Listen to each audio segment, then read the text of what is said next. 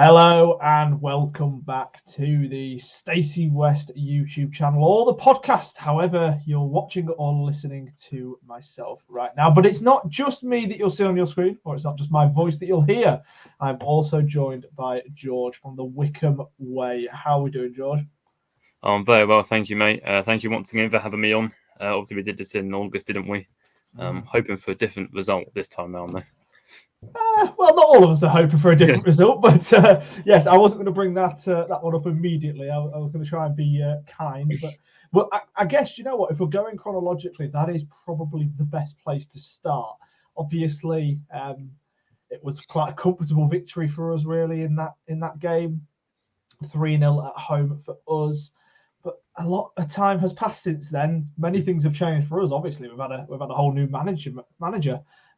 What kind of things have changed for yourself from the start of the season? And kind of talk us through the season. Have you kind of kept with a similar style, or have things started to progress or even regress? I think the main thing that's changed is probably the expectation. I think, when we've sort of going into the early season games, we were expecting a promotion push, or at the very least a sort of a playoff charge. Sort of we're now looking at a position where staying up would be a little bit of a success. And we've kept to the same systems more or less. We're still trying to play with a 5 at the back or a 3 at the back with wing backs, whichever way you choose to look at it. But sort of it's been a roller coaster season, really. We've just gone off the back of a really quite poor run of form, winless and 12 in the league. But on the flip side, we're now 1 defeat in 6. So, depending on which way you look at it, there's positives and negatives to be taken from the recent form. But overall, I think it's been a positive season for many reasons, negative in other aspects. But looking forward to the game this weekend. Absolutely, as am I. It's going to work. It's going to be a really good one. I think a lot of Lincoln fans are very much looking forward to it. We've had a 12-day break since our last match. Well, it obviously will be 12 days as of Saturday, and it's the one that I know I myself am very much looking forward to, and I think quite a few others are. You kind of mentioned some of your recent form there. You were on that really, really poor run that, in a way, kind of, well, the last really bad game, if you like, in that run in terms of the last game that you lost was obviously away at Exeter on Boxing Day. Now, that's an Exeter side who had only picked up 3 points in the 15, 16 matches themselves, and they were all draws, one of which obviously being at home to Lincoln, because that's just our sort of luck. But then you kind of, like you say, you mentioned that you've got on a draw, a win and a draw in then the last 3. Are there specific changes that are being made in the recent form compared to that horrendous winless run, or is it just the fact that things that maybe, a culmination, sometimes it genuinely can boil down to luck, can't it? Just certain games where you're performing, but they just don't go your way. Is that what it is? And now you're just starting to see the results for the performances, or have there been upturns in performances as well? Yeah, I'm glad you mentioned the luck factor, because I don't want to sound naive, but we've sort of been on the end of some pretty poor decisions in big games. I think one of the biggest ones was the loss away at Barnsley. I think the clip of Stryjek's mistake went viral. Yes. The FA or the refereeing association later came out and said it should have been a foul. So no, it's only a point, but if we'd drawn that game, there's a lot of confidence from a point at Barnsley. There's been other games where refereeing mistakes have cost us, but I don't actually think we've been sort of outplayed in any of the games in that form. If you look at the results specifically, it's a lot of 1-0 defeats in there. We don't concede too many, but the problem we had is we weren't scoring any at all. And you're always up against it if you aren't sticking the ball in the onion bag at the other end. So we weren't being outplayed, and we've now sort of switched to a 4 at the back system, which seems to be sort of treating us better going forward. We're still conceding sloppy goals to the weaker teams of the division, let's say. Sort of a draw at Burton at the weekend is somewhere you'd expect to go and sort of perhaps get a result. But, we've got to take the rub of the green at the moment, because when you're in a run of form as poor as that, it's just about getting out of it whichever way you can. Absolutely. And like I say, I don't think it's in any way sort of naive or biased to bring up luck and sort of decisions going against you, because like you say, those one single decision going against you in one match can have a domino effect on future games, as you kind of mentioned there with the sort of Barnsley match. I also just want to bring up the fact that you guys played last night, didn't you, in the Bristol Street Motors Trophy. I need to make sure I get the name of the competition right. I know not everybody is necessarily a big fan of it. Was that quite a strong side you strong sort of team you sided last night against West Ham under-21s, or was it a bit of a rotated side looking ahead for Saturday? I think there's a nice mix. I think Bloomfield has come out very publicly and said that he's going to take the rest of the tournament seriously. I think he'd quite like a big day out at Wembley in his first full season in charge. And so we took the game quite seriously, with respect to the opposition. A game that we should have really won anyway. He did come out and say there were a few tired legs after the Burton game. Their pitch is quite poor, so that took a big toll on some of the more key players. But the younger lads fared really well, and it was a team that went out plenty of experience, did a professional job and got a win. And obviously that will give the players that did play some confidence going into Saturday, and a few of them will no doubt be in Bloomfield's ear ahead of the weekend.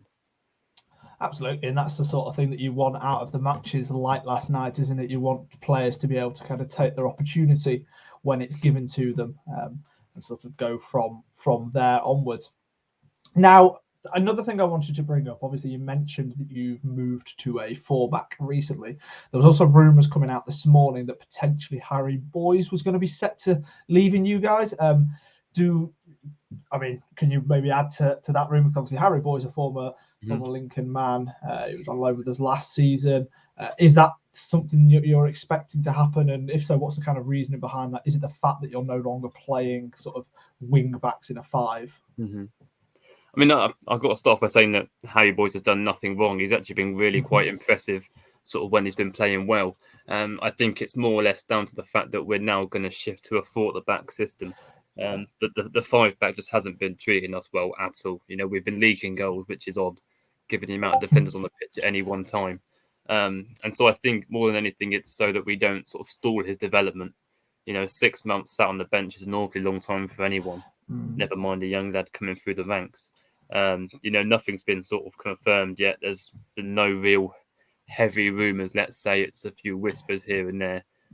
But he's not been in the squad for a few weeks now after performing quite well. So there's definitely something going on there. Whether that's the case or there's an injury they're not sort of telling us about is yet to be seen. But there is expectation that a lone player will go back. And the name that everyone is putting out there is Harry Boyes. That's sort of understandable. Let's bring up another sort of youngster, if you like, then in Dale Taylor. Now, Dale Taylor is a player who a lot of sort of Stacey West listeners and viewers will remember was spoken about quite a lot by ourselves in the summer, because he was a player that Gary thought potentially could suit Lincoln City style, or obviously he ended up going to Wycombe. I guess give us a bit of an update on how he's played. Has he been kind of leading the line in the way that you'd have hoped so far this season, or have you maybe been a little bit disappointed with him? Technically, he's a very, very good footballer. You can see his movement, just his control and sort of just his awareness of the game. He's technically sort of a class above the level we're playing at. But I don't think he's ever going to be a goal scorer at any level. I think he just lacks, maybe it's just a confidence issue. He's only scored 6 or 7, if I'm right, this season in all competitions. So maybe it's just that, but he just seems to lack a little bit of a killer's touch in front of goal, Even last night, he played a full 90 and there were opportunities where you just think, oh, go and hit it. Take a touch out your feet and get rid. But he seems to sort of stall 1 or 2 extra touches. I don't know if you've had a chance to watch our highlights from the weekend, but our equalising goal, he's very heavily involved. Yes. And he just takes the extra touch to go wide. In the end, it sort of works out for him. But you just think, take a touch and have a shot.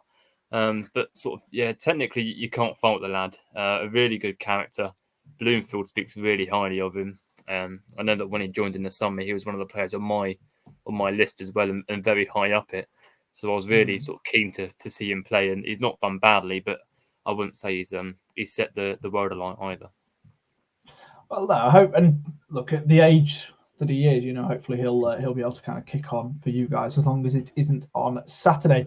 You sort of mentioned there that he's struggled to really find his shooting boots and his sort of proper eye in front of goal. A player that's not struggled to do that so far for you this season is Luke Leahy.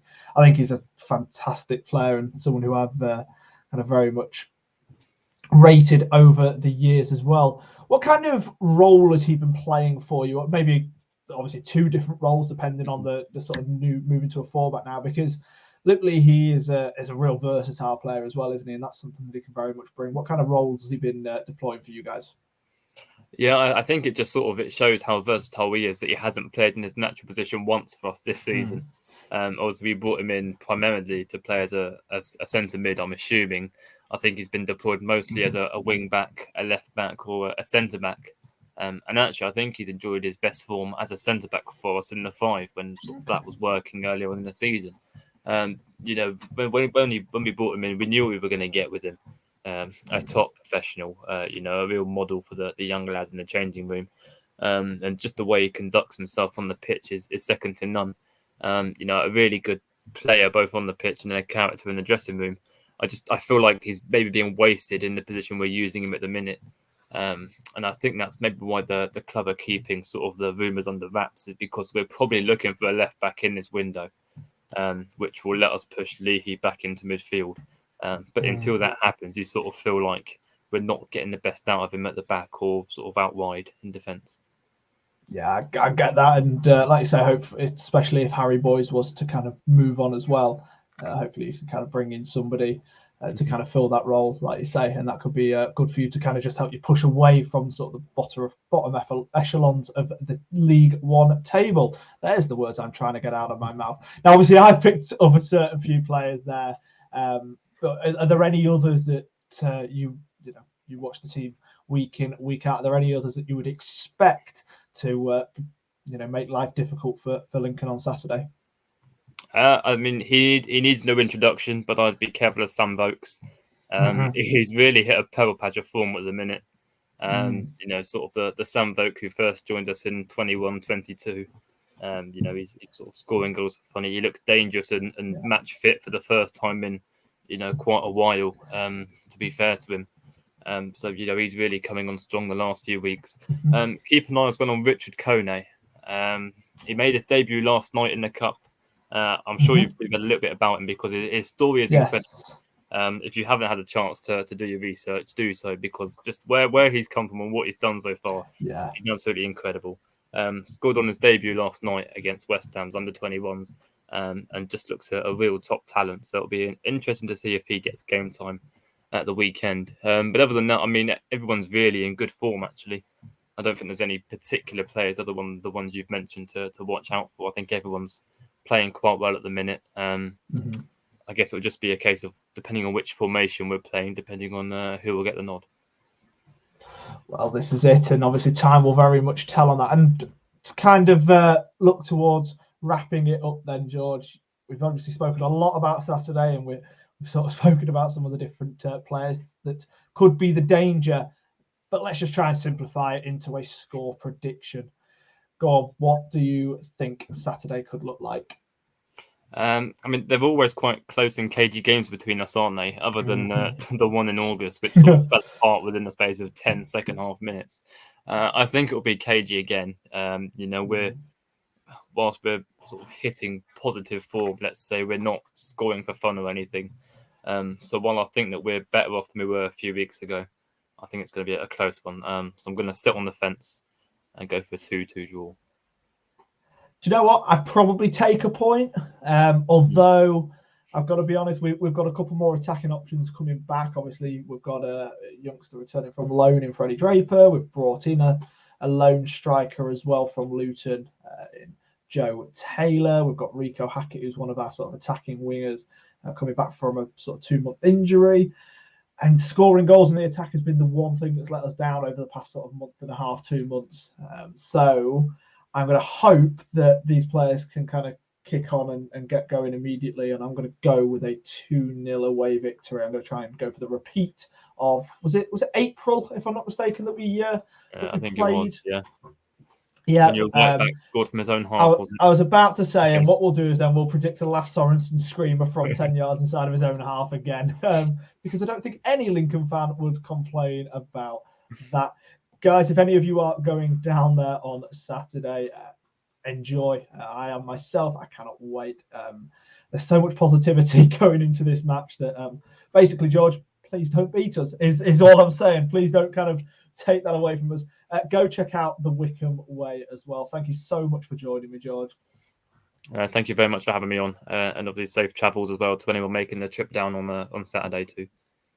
Lovely. Thank you very much, and up the